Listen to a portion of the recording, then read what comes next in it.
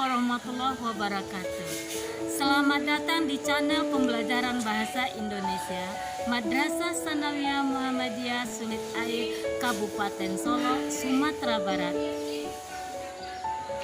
Supaya lebih jelas dan pahamnya pembelajaran kita pada hari ini, ikuti tayangan berikut. Selamat datang di channel pembelajaran bahasa Indonesia Madrasah Sanawiyah Muhammadiyah Sulit Air, Kabupaten Solo, Sumatera Barat. Bersama saya, Dra Ernadiati. Teks laporan percobaan adalah pemberian informasi dari hasil penelitian atau pengamatan yang dilaksanakan. Nah, apa itu tujuan teks laporan percobaan? Teks laporan percobaan tujuannya untuk menginformasikan kepada pembaca tentang pengamatan atau penelitian yang dilakukan secara langsung sehingga hasilnya dapat bermanfaat dalam kehidupan sehari-hari. Kemudian ciri-ciri teks laporan percobaan. Pertama, berupa percobaan. Yang kedua, berupa penelitian dan pengamatan. Yang ketiga, bersifat ilmiah. Yang keempat, berbentuk laporan. Dan yang kelima, bersifat umum atau universal. Kemudian kita masuk sistematika teks laporan percobaan. Yang pertama, judul. Judul menggambarkan isi secara umum. 2. Tujuan berisi definisi, tujuan, dan penjelasan alat dan bahan.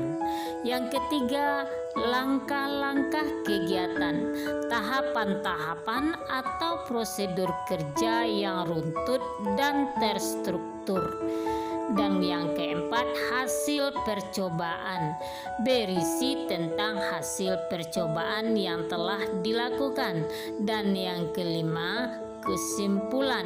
Kesimpulan diperoleh dari hasil percobaan, biasanya ditulis dengan singkat, padat, dan jelas. Kemudian struktur dari teks laporan percobaan. Yang pertama, pernyataan umum, menentukan klasifikasi aspek dari sesuatu seperti hewan, alam, tumbuh-tumbuhan, dan sebagainya.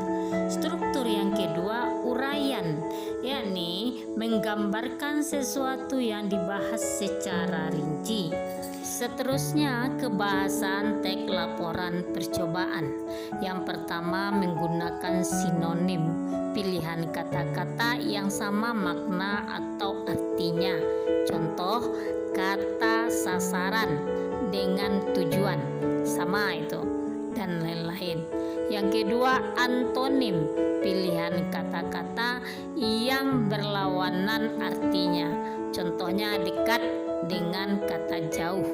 Ketiga, menggunakan kata bilangan yang disebut juga numeralia, berbentuk angka-angka, biasanya terlihat dari penjabaran alat, bahan yang dipakai untuk percobaan.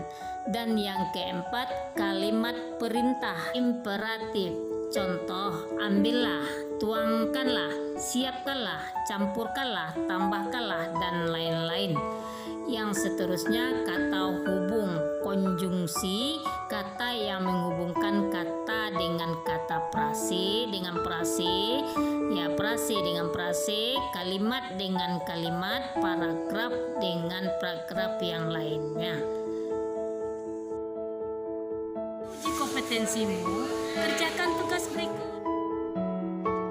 Sebagai uji kompetensi bagimu, carilah satu contoh teks laporan percobaan, kemudian tentukan. Yang pertama, isi penting setiap paragraf. Yang kedua, tentukan struktur dari teks tersebut.